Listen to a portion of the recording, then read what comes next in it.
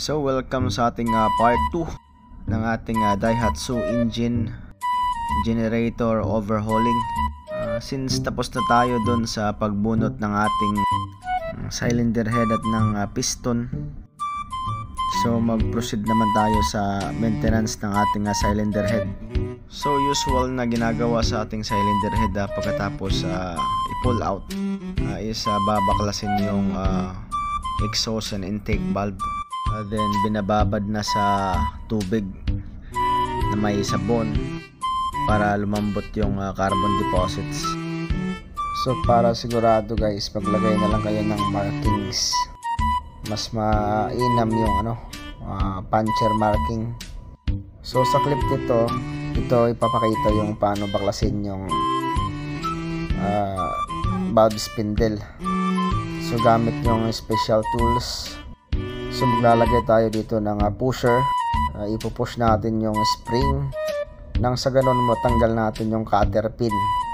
So yung cutter pin is yun yung naglalak ng sa valve rotator natin. So pag natanggal na natin yung lahat ng cutter pin both sides, hindi na natin luwagan, then tanggalin yung rotator tsaka yung spring. Kapag tinanggal nyo na yung spring, rotator, see to it na nabilong siya sa same cylinder. So wag nyong ihalo-halo. Iwasan lang natin siya na maghalo guys. Then tanggalin na natin yung valve spindle. Kung magpapalit kayo ng steam seal, see to it na kompleto yung spares natin. So magkaiba siya ng diameter, intake and exhaust valve guide. So kung magpapalit kayo ng valve guide guys, siguraduhin na may extra spare kayo. Huwag kayong magpalit kung tamang-tama lang yung spare. Kasi konting mali lang yan, madaling mabasag yan. Kung gusto nyo siyang mag-shrink fit yung valve guide nyo, so pwede nyo siyang ilagay sa freezer bago nyo ikabit. Then kailangan balance yung pagpukpok. Kasi konting tabingi lang yan, mabasag na kaagad yan. If in case naman na magpapalit kayo ng valve seat, if in case na malalim na yung tama, hindi na kayang habulin ng hasa, meron tayong 4 na valve seat sa ating generator, 2 intake at saka 2 exhaust. Ang sensitive dito na palitan is yung exhaust valve seat dahil meron siyang o-ring.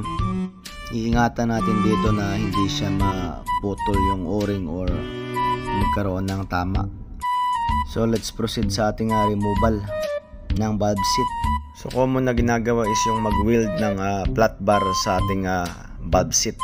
Tapos yun yung pupukpukin. So gamit yung lumang spindle, yun yung pupukpukin. Kung marami naman kayong lumang valve spindle, pwede nyo yung gamitin as pusher. Kung meron namang supply yung maker na special puller para sa seat, so gamitin natin. Magpo-focus lang ako dito sa exhaust valve seat kasi yun yung sa palagay ko maselan.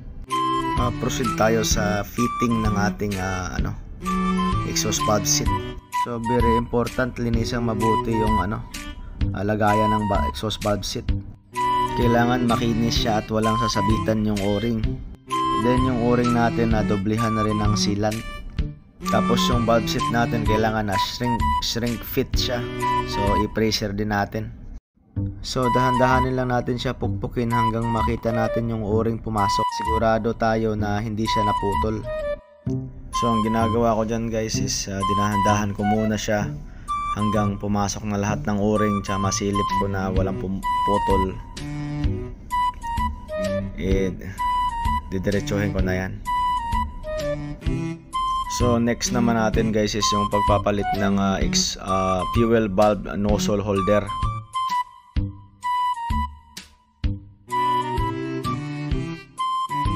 So ang nozzle holder guys is yun yung nag-hold ng fuel valve natin.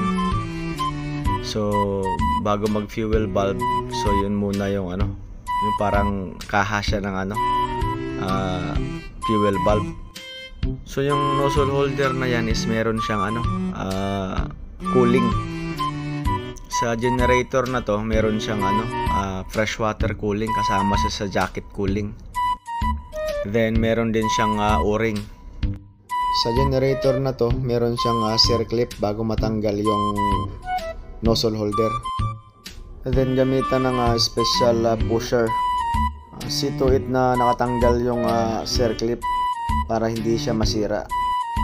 Same procedure pa rin pagkatanggal, linisang mabuti yung pagkakabitan ng bagong nozzle holder para swabe yung pagkabit. So try nyo magfabricate ng tools na pwedeng ikabit sa drill nyo para maabot talaga yung ilalim ng lilinisan. So after mapalitan ng exhaust valve seat, lalong-lalo na yung nozzle holder, so wag kalimutang i-pressure test yung cylinder head para makasiguro tayo na wala siyang leaking pag kinabit na natin. So kapag wala pang tools for pressure testing, so pwede kayo mag-fabricate. Kailangan nyo lang i-blind yung mga butas ng jacket. Kailangan ding mayroong pressure gauge for reference. Then coupler for air connection. So any method can do during pressure testing. So 5 minutes na steady yung pressure, okay na sa akin. Yung procedure is lalagyan nyo ng tubig yung cylinder head cooling chamber nyo. Lagyan nyo rin ng sabon para malaman nyo kung may leak. Then kunikan nyo ng air hose. So yung cooling water pressure natin is 0.38 megapascal. Then yung ilalagay nating hangin is 0.7 megapascal. So during 5 minutes na testing nyo, kung wala talagang leak yan. If pressure testing is done satisfactorily, so we can now proceed to the lapping of bulbs. Thank you for watching. See you in part 3.